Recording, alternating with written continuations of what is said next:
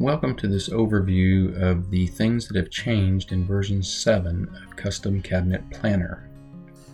So we'll start with the primary page that we in the past have used the most often, but that won't be the case in the future with this version 7. But throughout the new version, we are now trying to eliminate the need for this menu bar to be open all the time. This is convenient, this is nice, but as you can see, if you use Notion like I do and you have lots of other solutions that you're using it for, it's a lot of navigating to just be really dealing with while we're in here. This page and these 3 pages beneath it, that's it. Everything else here is something else. And so trying to get away from having to use that. If you only have Custom Cabinet Planner, you may find that still convenient for you and still want to use that, that's fine, but this navigation bar will help with that, not having to do that. Currently, I'm not certain when I ship it whether I will leave this synced, but right now you see as I float over it, we have this red line all the way around the perimeter of it. That means that it's synced to all the other pages. And the reason I did that is because I want to be able to edit one navigation bar somewhere and then it change all the others.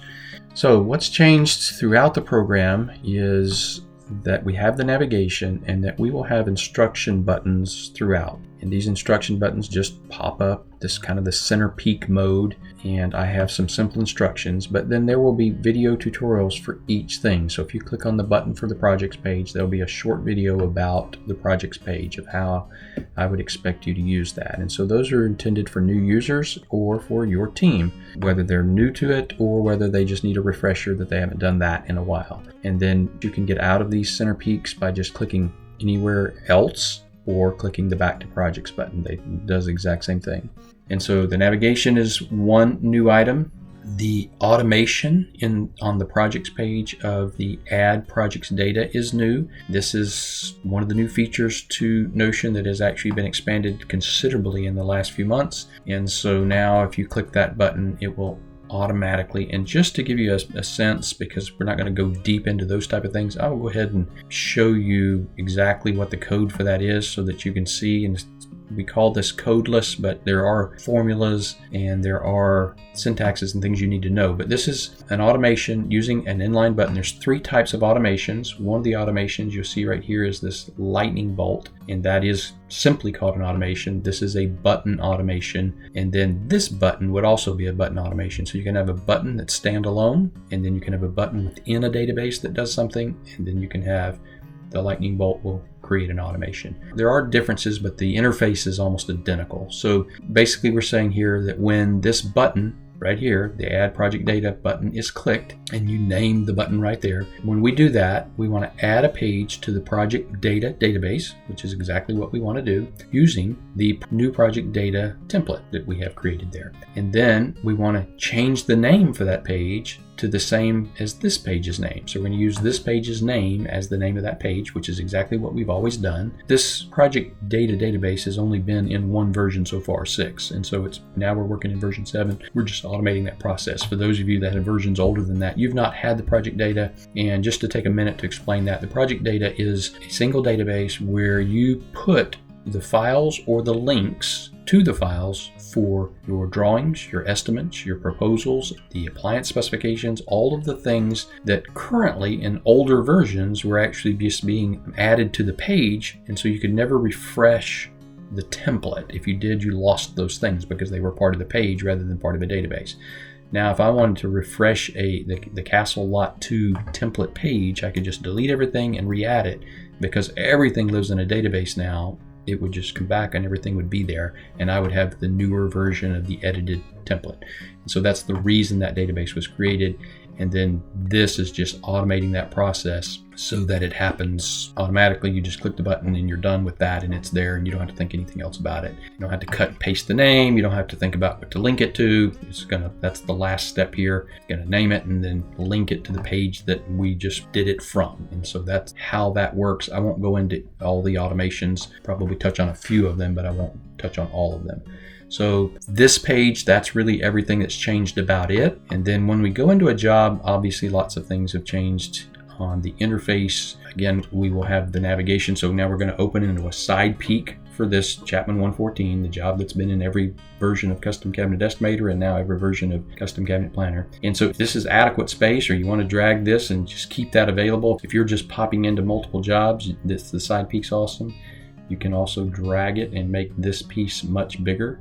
Can't take all of it, but you can take enough of it where you could pick jobs and do a lot of your work over here and not ever actually leave the projects page and go into a project. I'll go ahead and make this full screen so you can really see all of it. Again, the navigation is here, and then we have this elicitations now is not in a toggle intentionally, and the elicitations, for those of you that are not familiar with it, is just the things we need to proceed, which is in all cap letters right there. They're questions that we need answers to. And so this first field name is thinking of who do I have a question for, and it could be more than one person. And then what is the elicitation? And this is a select field, and it could be anything you want to add to it, but these are the common things that you would be wanting to try to get the answers to. And these red ones are things that I think you should add every time up front, and then you check them off when you get them. And this is one of the few places in Custom Cabinet Planner that when you check it off, it doesn't go away. And I did that intentionally. You certainly could duplicate this elicitations view and call it active, and then create another one and call it inactive. And when you check it, use the filter to say, I don't want to see that anymore. But I do want to see what we've gotten, what we haven't gotten. So this is the only place in the whole program that works like that.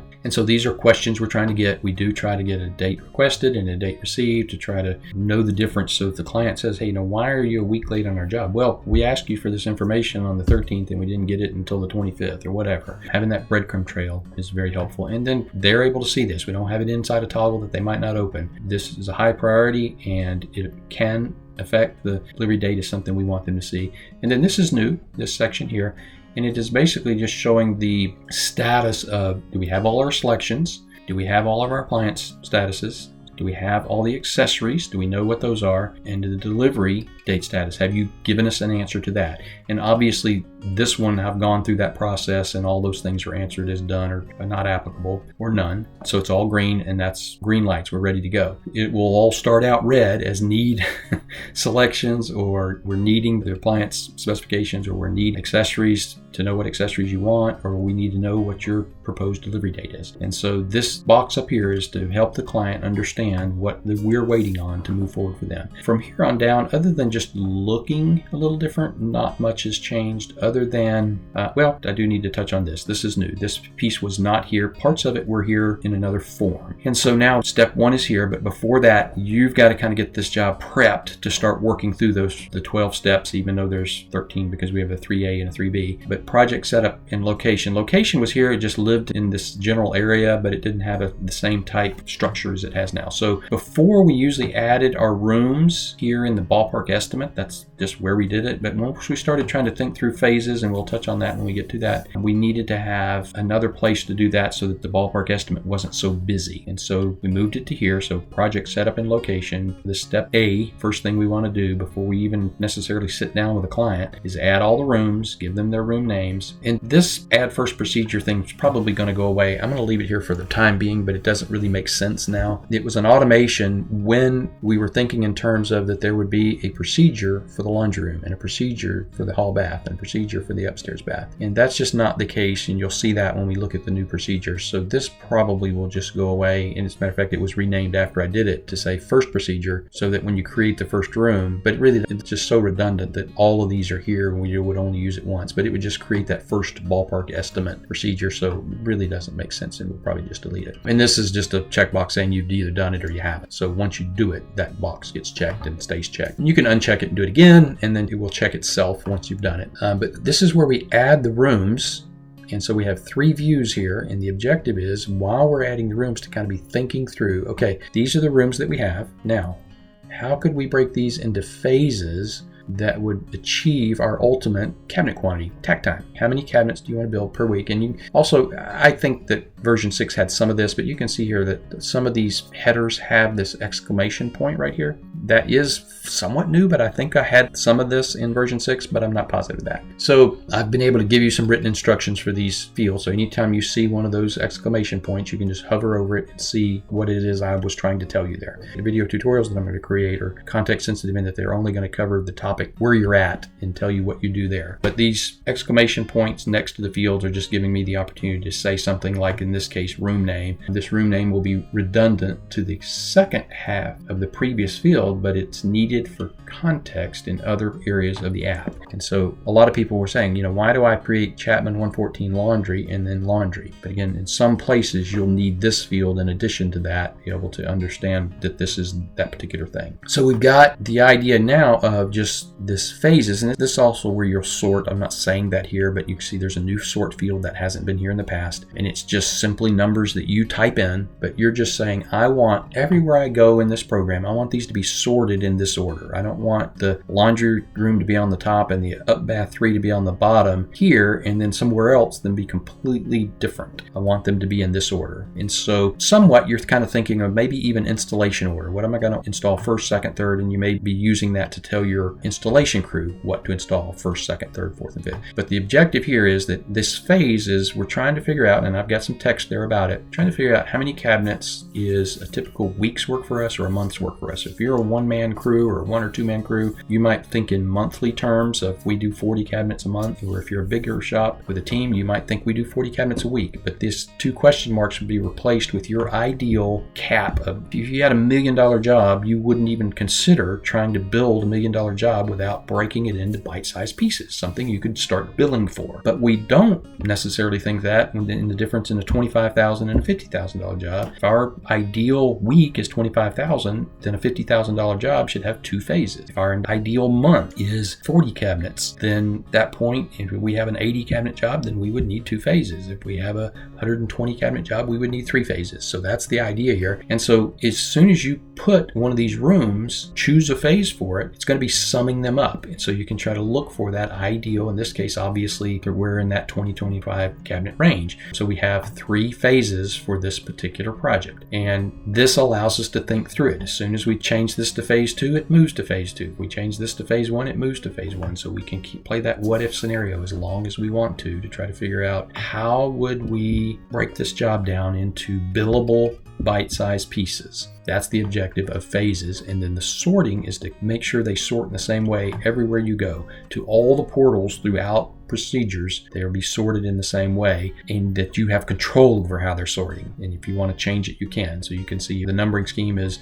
this is phase 1, so 1.1. So phase 1, room 2. Phase 1, room 3. Phase 1, room 4. It's that simple. It's not complicated. And then the delivery schedule is where you would kind of be thinking through this proposed delivery date versus the actual delivery date. I've said this a lot in all of the video tutorials. When you fill in this proposed delivery date, when you ask them for this proposed delivery date, fill in both. The actual calendar that we would look at is based off of this one. This one does nothing. It's just a benchmark of saying this is what they told me. On day 1, when they tell you that, the actual delivery date should be the same thing. You presume that that's going to be the delivery date. As that changes, whether they have to postpone or you have to postpone, or you pull it up, you can say, hey, we can get there faster. Then you would put the actual delivery date in here. And so you can see there's a couple days difference in these. So this one's right on time, but these are a little later. And a lot of times I do this. It's, I just have this one proposed delivery date, I click on it, I drag it down. So it's all of them, even though I know that this is going to run out a little bit further. It's just kind of, when are we going to start doing that? And so you're thinking through all of that up front, getting all that kind of hashed out, and obviously you can edit it at any time. And then the next part of this project setup and location is that location. And so the piece that we've added that hasn't been here in the past, I haven't typed one in, but you would have your actual typed in address. We've just never had that. We've always taken that address and gone to Google, followed these instructions in this toggle, and then pasted that address in here. So that's how we did it. But if we had done what we should have, I'm just going to throw my address in here. Shift Enter lets you go to the second line if you care how that looks. All right, so now I have an address. I'm going to just copy that address. I'm going to grab, just real quick, I think everybody knows how to do this. I'm going to paste that address right there, hit enter. And then ideally you just jump to the maps. See right there, there's all the maps. Just jump to the maps.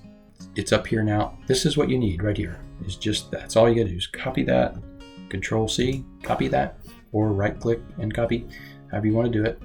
And then that's it. That's all I gotta do. And just jump right back here, and in this embed anything, you see the box popped up here and says it wants that embedded link.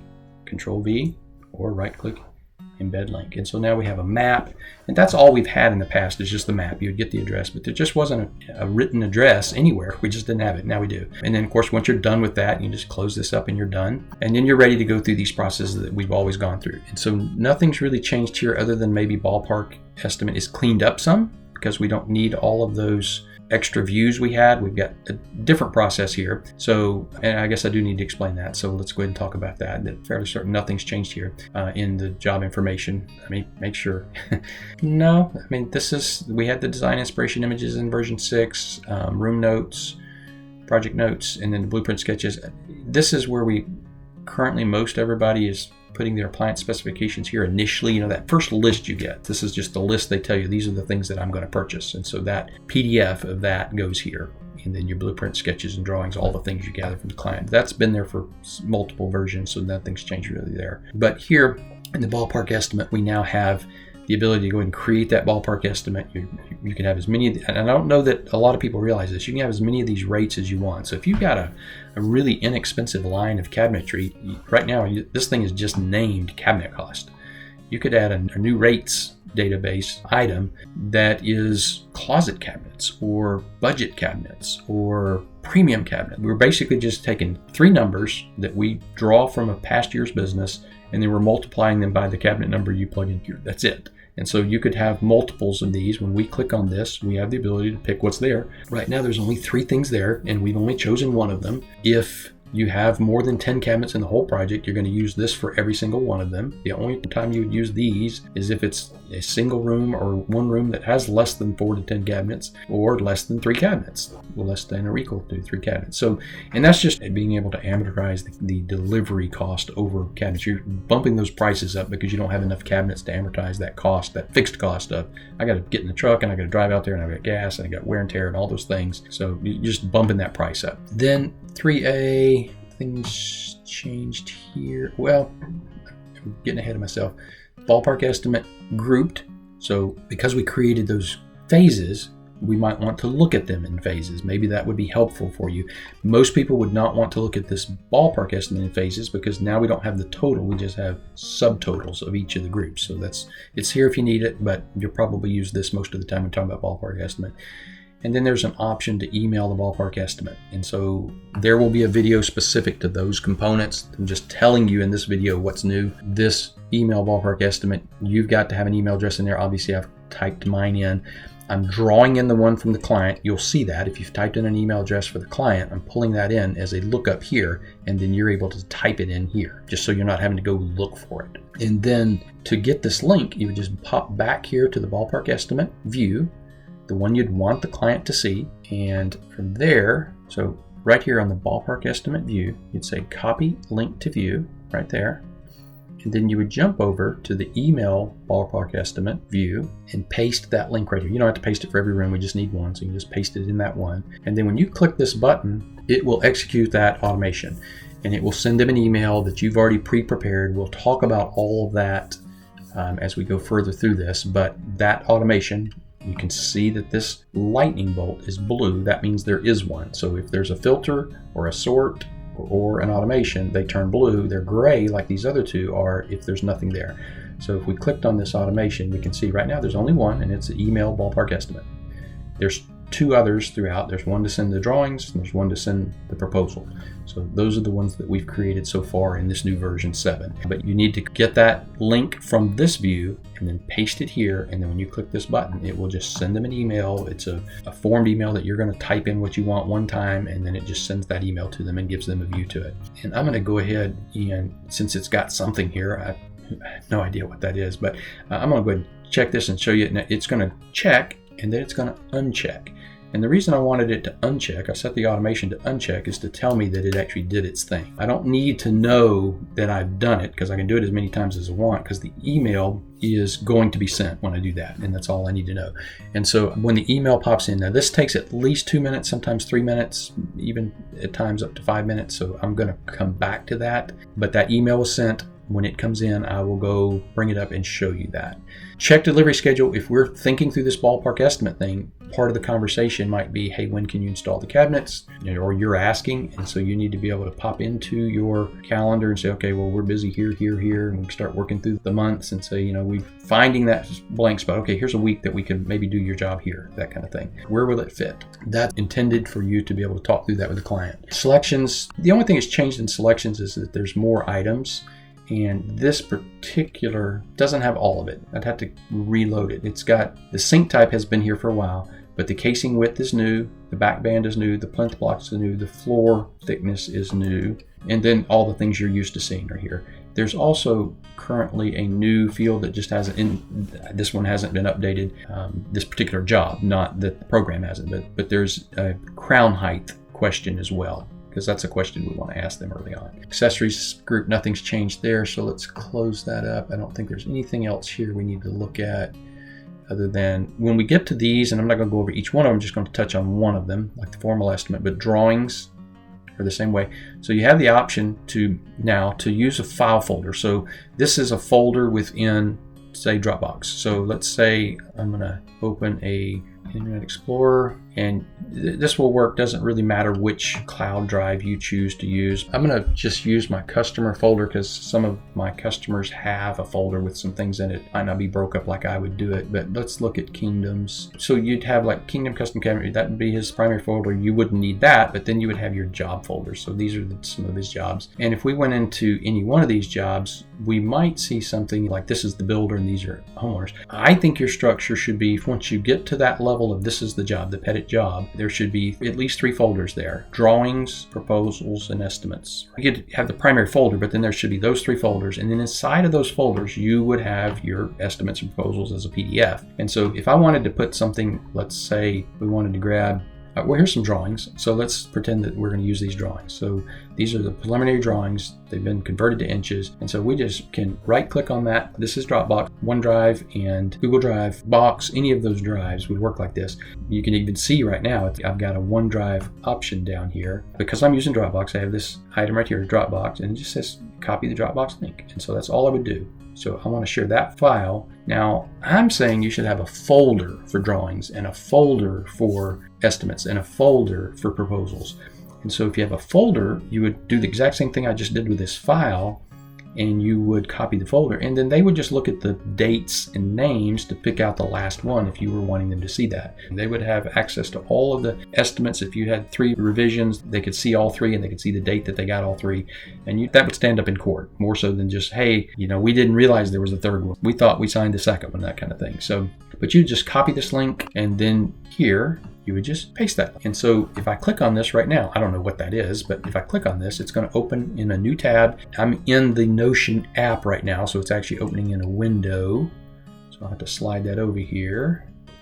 So it's opening up in Dropbox, and I can see right here that I do have, in this case, 3 estimates, and I have dates. August 18th, October is obviously the last one. That's the one I want to open, and all I got to do is click on it. There's the estimate or proposal. And so you have access to it, your team has access to it, and the client access to it if you've invited them in. You can also change this back if you don't want to use a link. You could also just literally right there, click on that heading, edit the property. Instead of it being this type of a URL, you would just change it back to this files and media. If you would rather just use the files and media, and you could just duplicate it and have one of both and use one sometimes and use the other times, however you want to do that. But that's new that we're doing that. And this emailed estimate option is here. We can do it here as well. And that has come in. So I will go ahead and bring this over here. And so this is the email, dear client. The link below will take you to your project page of our app and show you your ballpark estimate. And then, a little more verbiage down here. In this case, I've thrown in a TidyCal link that they could go ahead and schedule their selections meeting. But I didn't have to type this email. I typed it once and then it's just available. And so that's new, how you do that. Nothing's changed in Field Measure or any of these signed copies. Nothing's changed in design other than it's back to this whole idea of having a URL to a folder rather than a particular file. But again, this is how we think you should do it now. This is actually the project data database is what we're looking at right now. And so there's a lot more fields available in the project data. We're just showing the ones that are relevant, context sensitive. Rest of this is exactly like it's been in the past, other than, again, proposal has this same type idea here. So let's jump into procedures now. Let's take a look at procedures, what's changed there. This one's not going to be a short video because there's a lot to show you. Again, the navigation is here and instructions. So if I click that button shortly, that's what I'm working on this week. There is some, obviously, a little more information here than normal, but there will be a video talking about this right here at the bottom of this. You see, I need to do some spell checking here. When I'm working in one of mine, it doesn't do spell checking for me, so I didn't mean to show you a bunch of things that were not spelled right. So we'll have some, context sensitive instructions for just this page. But what has changed drastically here is the whole idea of, instead of having a single template, there are now 31 templates. And so these procedures now are process specific. So you can see here, ballpark estimate. So before, and I did leave the old one down here if you still want to use it, the new procedures template has every one of these in it. And actually, not every one. Some of these are new, where we've actually broke down machining to CNC, edge band, sand kind of thing. And then the whole idea, receiving materials specific to the carcass, the doors, as far as getting those parts in or those materials in, and then the acquisition of breaking them down into those areas. And we had done that internally, but all those are there. I'm going to jump into a few of these because I think this is worthy to look at. So I've just basically have taken this Chapman 114 all the way through the whole process from beginning to end and have all of the procedures, but kind of look for a couple of them that would be, I think, more useful than others. The first one that's really new and different, of course, would be the selections meeting. I think this one is good to kind of give you a flavor of how this is going to work. Again, this could open up as a side peek or as a center peek or as a whole page. Obviously, it's fine to do this. I mean, if you got a big screen like I've got, you can see everything you need to see here. I'm going to go ahead and open it as full screen anyway. And this note here about the 2 minutes thing is less relevant now. The reason that it took so long before is because every time you created one of these, you were adding every single portal for every single thing. And now they're very, very specific to what you're doing. And so you're only loading the portals relative to a selections meeting. And this interface, what we're looking at right now, is exactly how it's going to be. As a matter of fact, I'm going to go ahead and just show you what I was talking about earlier. I'm going to delete this because I have made a couple changes. Just delete it, and then I'm going to add back the selections meeting. So these are all of those things. I'm just going to say, nope, I want a new one, just to get a couple formatting things that I've changed. So you can see now the buttons have color and a couple things like that. There's probably more than that, but that's the one thing that just stands out, is that the buttons were not colored before. And so this is super context sensitive now. Literally the step-by-step, exactly what you want your team member to do or what you need to do. If you haven't done it in a while, guessing at what you should do, you've always got the instructions in front of you. But this whole clocked in, clocked out thing is new. And then kind of the time card thing sitting down here is new. That whole idea of there being a time card sitting down here. And you can see that we've already logged in and logged out of this thing. Now, we logged in on the 7th, the 8th, and the 9th, or I did. And we're getting a running tally of how much time has been spent on selections meetings for this project. Now, all of my little logins and logouts, for the most part, are really short. They're not realistic. We would not have spent a half hour with clients total, but we might up to a certain point, but ultimately we will have spent more time than that. But it's this simple. Literally, I'm going to walk through this very quickly. As soon as you get here, you clock in, and you can see that it's adding the page, so it's doing that, and we can see that it's done it. So here it is. This is active, and here's when we clocked in, and there's no clock out time because we haven't clocked out. So it's starting to track our time. And then if we need to peek at the instructions, we can, but then our first step is to do this setup piece. And the very first 3 things it tells us to do every time is to link to our project data, and link to the appropriate rooms. That's already done, but we'll go ahead and peek at it because I've already done it. So right here, I would pick Chapman 114. Right here, I would pick Chapman 114. And then here, I would just pick each one of these rooms. That's all I need to do. And so they would be listed over here as soon as I did that. And so once I had done that, now when I reload it, I lose my checkboxes. So I need to go back and say, okay, yeah, I did link to the projects. I did link to the project data. And I did link to the appropriate rooms. And these are all those rooms. Now, you might not be linking to all these rooms. And so let me stretch this a little bit so you can see all of them. I have intentionally allowed you here to see the phases. And so you might want to be doing it for a particular phase. So you might want to grab this hall bath, upstairs bath, and upstairs bath 2, and just be working with that phase 1 and laundry. You know, just the ones that are phase 1, you might want to do that. So create a procedures for that, because you may have weeks or even a month or 2 between when phase 1 and phase 2 are actually happening. So you want to do them separately, and you can certainly do that now. So you can separate these out. You can have all the rooms for the whole project. You can have them by phase. You could just have literally one room at a time if you wanted to, like we used to do.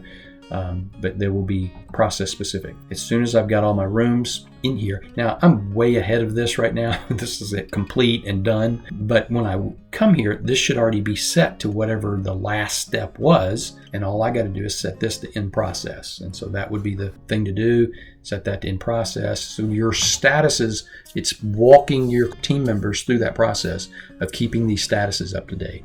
And then ask for any project data. So you're sitting with this client and you're ready to start gathering this information. So this first information is this, kind of project data. Do you have any blueprints for me? Do you have any drawings, any sketches, any photos?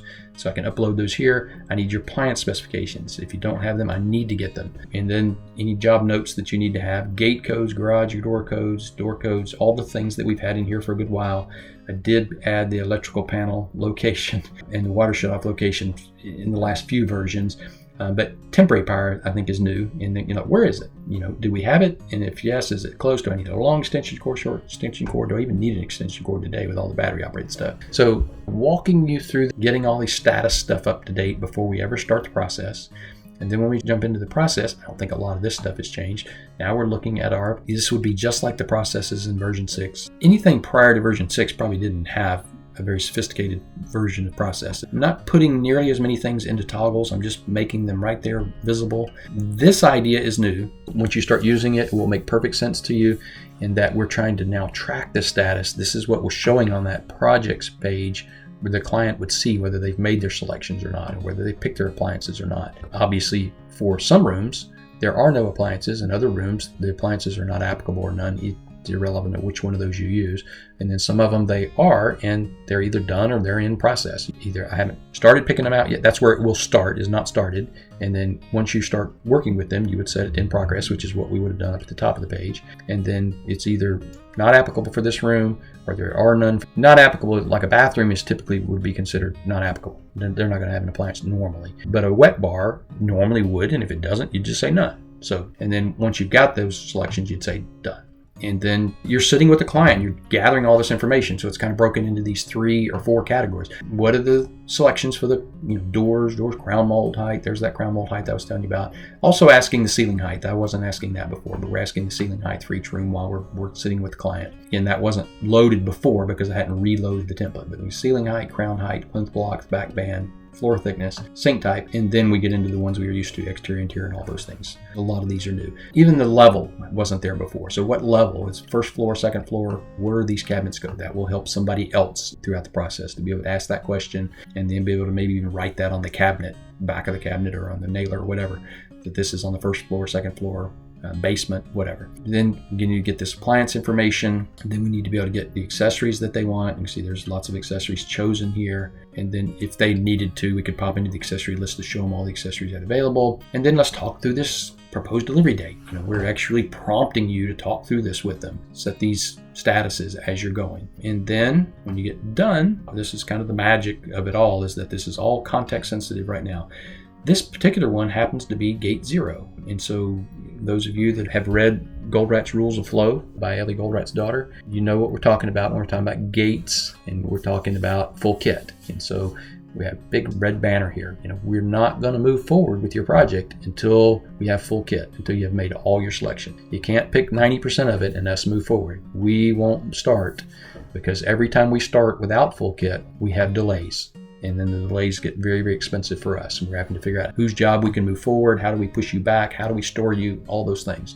So this gate 0 is we're not moving forward with your project until all the things are green. That's the objective. And so this is like your dashboard saying, is everything green? If I scroll through here, do I have all the answers? If all the selections above have not been made, then set this down here to we're still living in selections. And then in the room status, we're going to be say waiting for those selections. And so if they were to go to that page that you're inviting them into, that's what it would say. We're waiting on those selections. So brilliant how that works. It's just really, really visual for the client. But if we do have all of them, then we would go ahead and change this to the next step, which would be estimate and not started. And then you're done. And so you see here that we're not clocked out, but we're going to go ahead and hit clocked out. And it's going to say we spent a very little bit of time, 0.13 hours. So we're now up to 0.65 hours.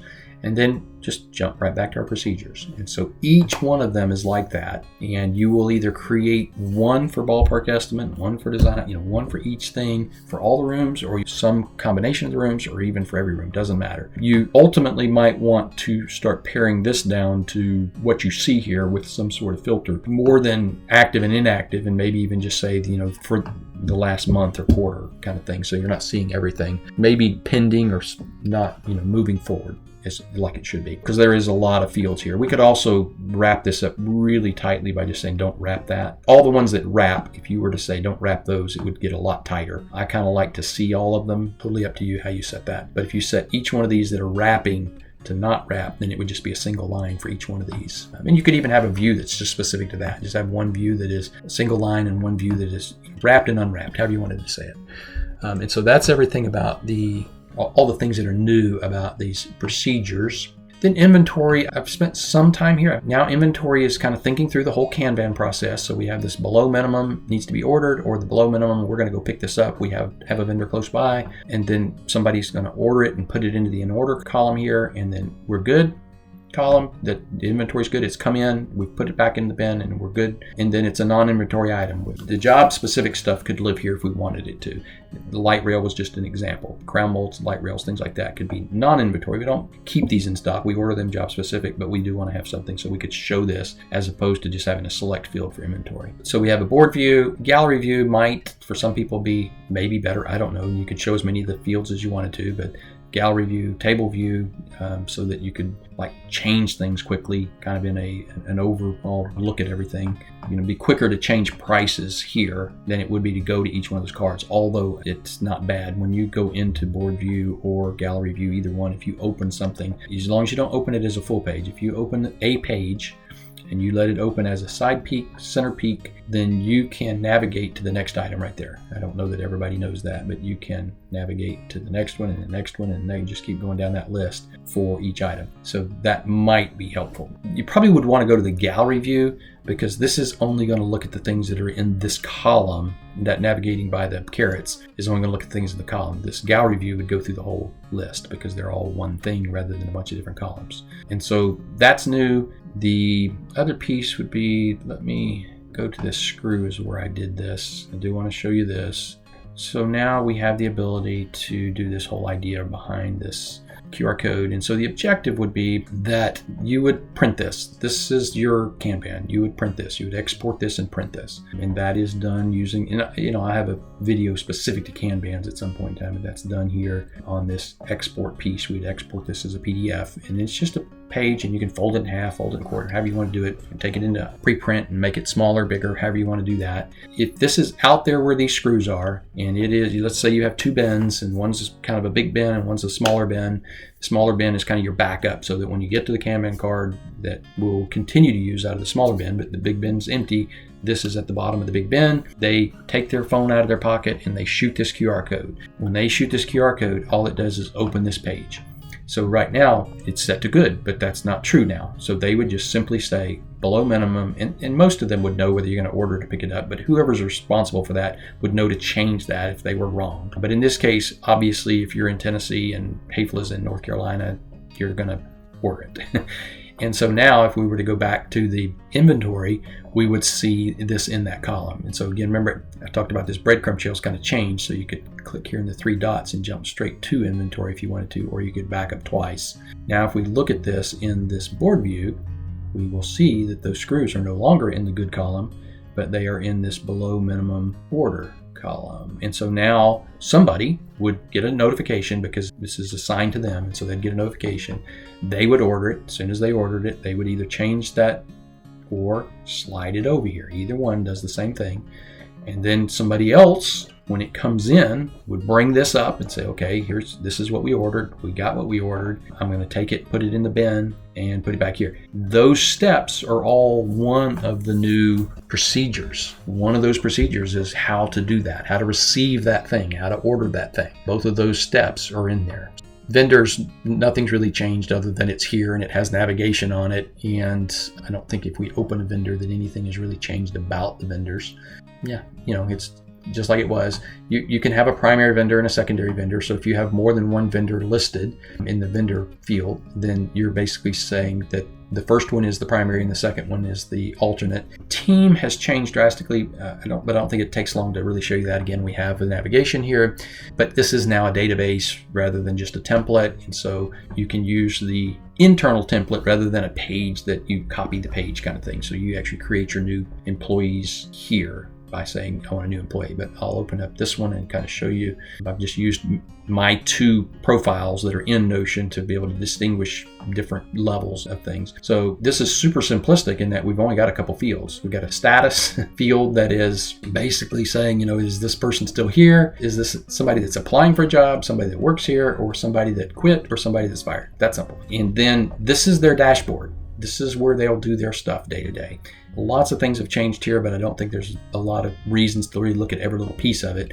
But basically, we're giving them the ability to have their own little internal space of this daily tech triggers thing if they want to do that. I have gone to great trouble to update this. So I will show you since we're here. If you are going to do this and you're going to do it daily, you can go ahead and click on these three dots for the daily tech triggers and say repeat and then say daily. And it will create it for you every day. It's not a big deal. You just say new and you got a new one and you fill it out. But there's new things in there that weren't there in the older versions.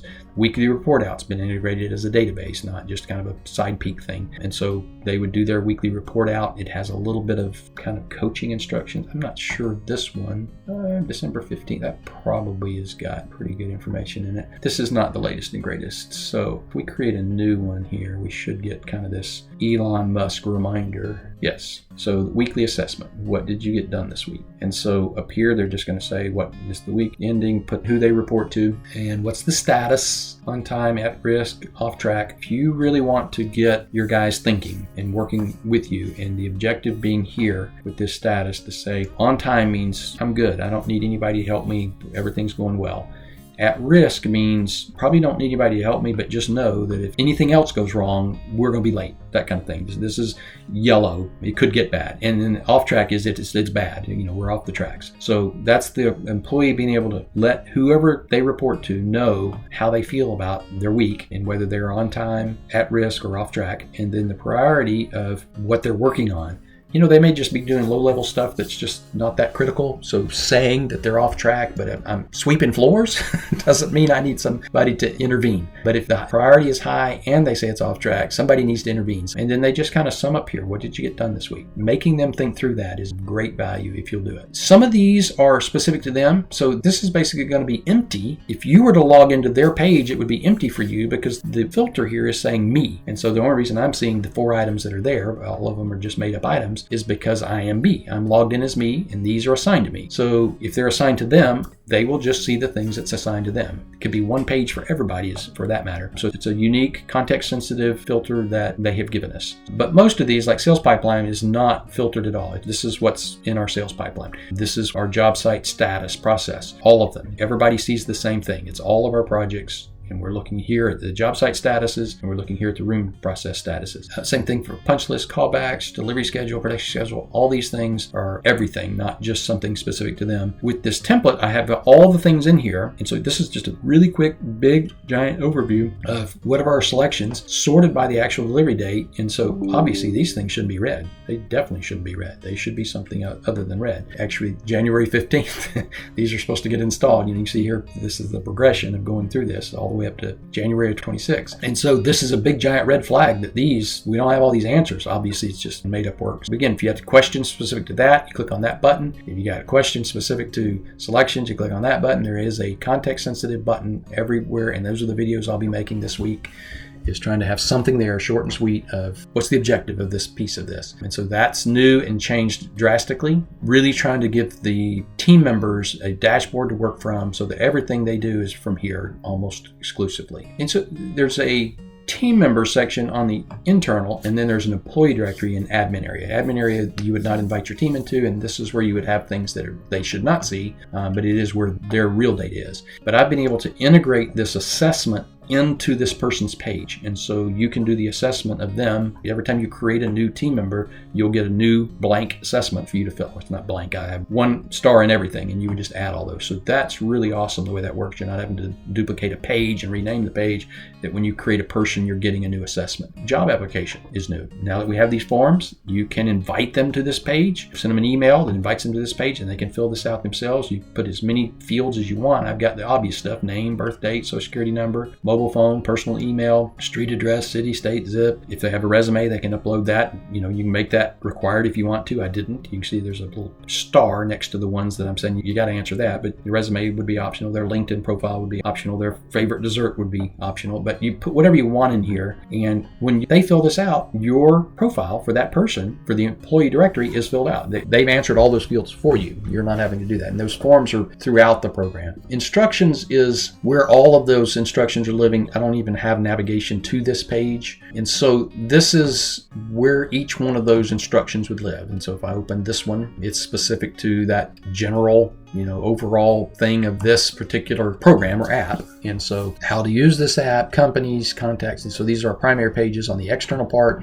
These are all the pages on the internal part. And these are all the pages on the administrative part that will have some sort of instructions, some sort of help, some sort of FAQs kind of thing, questions that we can anticipate and try to answer before they ask. So in addition to procedures, there's processes now. So this seems a little redundant in that these processes are the same things that are in our production schedule, but this is where that time is being collected. And so you can have as many of these things as you want. I've got sales, estimating, design, engineering, receiving. So I'm going to go ahead and open one of these. This is a process that we do. We receive inventory. Now, the idea of who's good at this is a little not necessarily relevant to the receive. I guess there's not somebody that is a master versus a apprentice in receiving, and maybe there is, but you can see right here, we've got this idea of an apprentice, a journeyman, somebody on the journey to mastery, and then the master. And so not only do you have the ability to have these people that can do receiving, but who's the master, who's a journeyman, who's an apprentice? There might be 5 people in the apprentice and 1 person in the master. You'll see those when you're in the procedures of your next job is to assign this to the next person.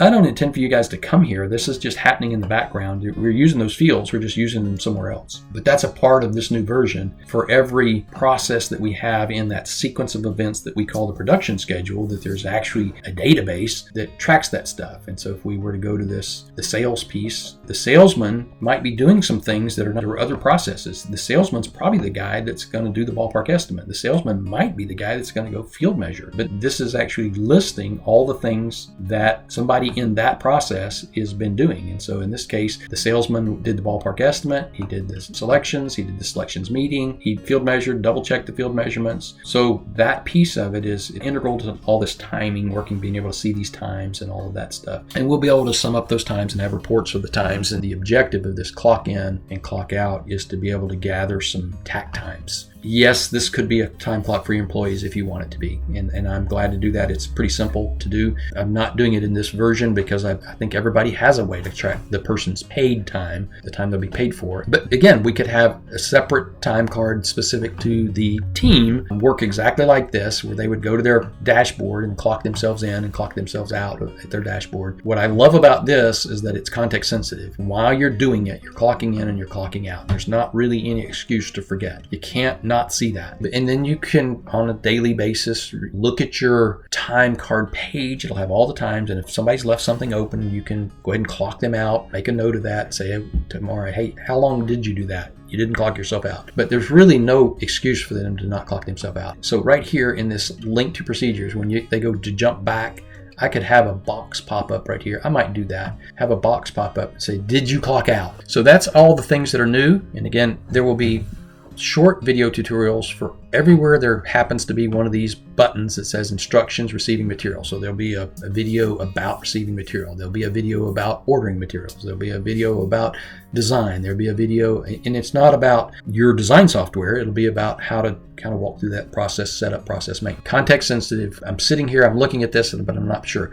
I don't know how you can make this any simpler. When I felt God inspired when I came up with this layout. The setup process and maintenance has been there for a long time. Again, I feel like God inspired that years and years ago. But this idea of, hey, let's clock in. If we need some help, we get it right this minute. And now we're going to go through these primary 3 steps. There may be inside of these 3 or 4 things, or 30 or 40 things. And then we're going to clock out, and then we're going to go to the next thing. And the objective of these procedures, the whole idea is, and this really came from Aaron 2's key girl, Diana, that these can be assigned to someone. When it was one thing, you really couldn't assign it to someone, but somebody's in charge of design. So in this case, Robert Buckley is in charge of design, and it's a task. It's just like a to-do list. Your task is to, and if somebody comes here in this active column, we could have an active me and an active all. And so they would only see the things that's very easy to do. Literally, it would be this simple. Active, duplicate. I'm probably just going to leave this in here. I'm going to create it right now and then leave it in here because I think this is relevant. I have this active new. I'm going to call it active -me, and I'm going to move it over here like in the second position because I don't necessarily think I want it to be the primary. And then I'm going to set a filter. So the one rule right now is only show this to me if the archive is not checked. But now I want to say add a filter, and if the assignee contains me. So this is somewhat new. It's been around a little while, but this me is pretty cool in that whoever's logged in, they're only going to see the things that are relevant to them. So this list now becomes, of course, everything's assigned to me. Well, not everything. All the Roberts went away. All the things that were assigned to Robert went away because I'm logged in as Bubba Buckley. So there won't be anything in this list. If it's assigned to both of us, it'll be in here because I'm me, and this one was assigned to both of us, but the rest of them was just a single me, and so that's all I'm seeing. If somebody like Diana wanted to assign things to people, then they would only see the things that were assigned to them. I just think that's really awesome the way this works, and that's the objective of it. Okay, I'm going to add a little bit more to this video, just a couple more minutes to go over a couple things that I've added since I recorded the original video. So you can see right here, there's a new field that's pinned. Part of the new process, being able to pin these things to the top. And this field is called forecast hours, including minimum. And so I have a forecast time that's calculating based off of a tack time that you would edit to make fit your company. And then I have an additional field that is added for a minimum for something like a trip to a job site, where you could plug in and say, every time we go out to field measure or every time we go out to deliver or install, we have this 30 minutes each way or an hour. Any number you want to plug in there, you could plug in. When you get here to, let's say, this particular step, engineering, you'll have a forecasted time of what it should take to do this process, and then you'll be calculating the time that it does take to do this process. That should be very helpful in that approach of, we have there was a book written a long time ago called The Game of Work, and the premise behind the book was that the reason that a softball player will sacrifice the flesh on his knees and elbow and face at his own expense. He'll buy the uniform, he'll pay for the gas to drive there, he will sacrifice his own time. He's not getting paid to do this, but he'll do that because there's a scoreboard. He wants to win. And that's one of the mistakes we make in business, is we don't have a scoreboard that shows if you're actually achieving what you've been purposed to do. So if you've been directed to engineer a job and you have no idea how long it should take, then you have no target to shoot for. So we're trying to give you that target, some sort of forecast. And we're giving you the fields to be able to enter your own tack time. Everybody has different design software and different processes for engineering, and so we're giving you control of that. And then the second piece of it I mentioned that I was going to add was a pop-up, so that when you use this back to procedures button, that before you leave, there's a reminder here. Did you clock out? The screen is just grayed out. You could actually see if this end time wasn't filled in, you could say no and come back, clock out, and then click the back to procedures button and say yes, I did. And now the next piece I want to look at is this timeline view. And I don't want to spend a lot of time on this because this is more technical than most people want to get, and this is more time consuming than most people want to spend. But the timeline view in Notion has become effective enough that I feel comfortable showing it. It will be in version 7. You still would build this somewhat manually. If we were to go into this first item here, the Buckley Remodel Ballpark, if we were to just go ahead and open that step in a side peek view, if I come in here and look at this scheduling section, you see here that there are several fields that are doing some calculations for you. So we're pulling in a cabinet quantity from the rooms, and we have this tack time that you again would edit in your processes, and then that's calculating a forecast per hour based on 16 cabinets and 0.05 hours per cabinet. And then we have this minimum field right here. We have this minimum field that allows you to type something in and say, and there's a minimum of an hour or a minimum of 45 minutes. I really saw this helpful in the receiving and ordering type things, but you would put in your minimum and it would be added to this. And so that's what that is doing. But in this timeline view, we have this start date, and then the end date is calculated by what you've done down here, this forecast. It's basically saying, hey, it should take this long. And so it's putting in that end date, how long this thing will take for you, rather than you having to do it yourself. And so this process, once you have added an item, now in this case, I have not linked this item. You can see that little yellow X comes up. I could link this to selections. And now if I were to move this, let's say forward a whole week, everything that is linked in that way will move with it. You can see it all jumped to the exact. Now I have it set right now to maintain whatever spaces I've put in there, so it did that. Now since I've been using this, I'm going to go ahead and undo that because I don't really want to do that, but you can see how that could be helpful. We also have a visual of what is linked to other things and what is not linked to other things. You know, what are these dependent events? That's what this arrow is, a dependent event. If something gets ahead of something that is not supposed to get ahead of, which you can do by turning off what I have turned on that allowed it to move as a group, this arrow would turn red. But also have this visual of this whole section through here is preparation. This is front office stuff. And then this whole section here is in the plant. And then this whole section here is in the field. And if there were callbacks or punch list, that would also be in this and be blue for being in the field portion of it. So this is available if you want to use it. It does take time to build this out, and you can see here I've got another job kind of dovetailing with it. This one actually starts just a little bit later and starts going through the same process, but obviously these can overlap because whoever's doing the ballpark estimate here is now freed up to do the ballpark estimate for this one, and so they would just continue to dovetail like that and build out from that additional jobs. A lot of benefits could be gained from this, but if you're using true one-piece flow, you would not need this. And then I do have a process time page. I don't think I covered that before. I will jump in here just for a second, show you that. And so this process time is basically all those calculations I just showed you. You have a cabinet quantity, you have a minimum time required, then you have a base tack time pulled from the process, and then that's going to give you a forecasted time based on the 16 times the 1 hour tack time. And then you have this minimum built in saying, hey, it's going to take at least this amount of time, or add this additional amount of time to this, and then it's adding these up for you to give you your tack time. And so that's available in this version.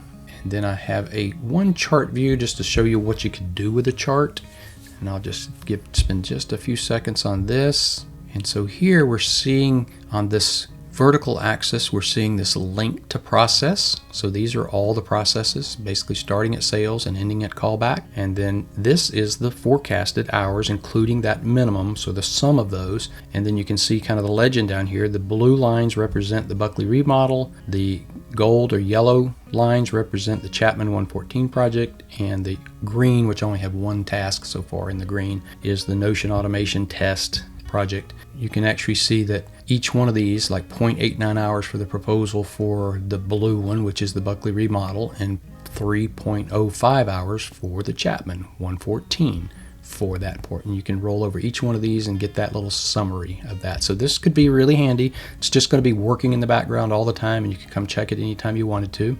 But that is there. And then the last thing I wanted to show you, I'm going to jump back into that team member of myself. So this page looks just like it did earlier when I showed it to you, except for I've added the procedures here. So I've added a portal into procedures. And so when you open this portal up, your team members could just completely work from this page. And the only things I'm going to see here are the things, as this description says, the things that are assigned to me. So everything that's assigned to me will be here, and anything that's not assigned to me, and no one would ever have a list as long as I've got here. I've assigned everything to either my Bobo Buckley profile or to my Robert Buckley profile. So it's kind of a half and half. So I'm seeing half of all the things that would happen.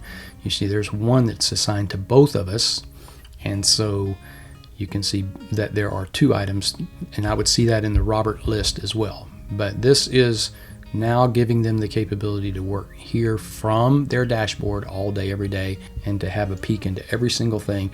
If there's anything on this list you don't want them to see, which these first 4 are kind of self-evident that you would want them to see, but maybe there's team members that don't need to see the sales pipeline, and you can just literally click on those 6 dots and delete that one, because when you create this from a template, everybody's going to have the same thing. But if you delete something, it's just gone from their profile. It's not gone from anywhere else. And so you can delete any of these that you feel like they don't need to see, and from then on they won't have those sections on their dashboard.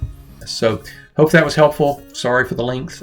I'm sure I can edit it down some. It's an hour and 12 minutes right now. Maybe I'll get it down to an hour and 6 minutes or something like that. But it's one of the longest videos I've ever made, but I think it's worthwhile. And again, there's going to be a whole bunch of short ones that are just relevant to the task at hand. Appreciate you watching.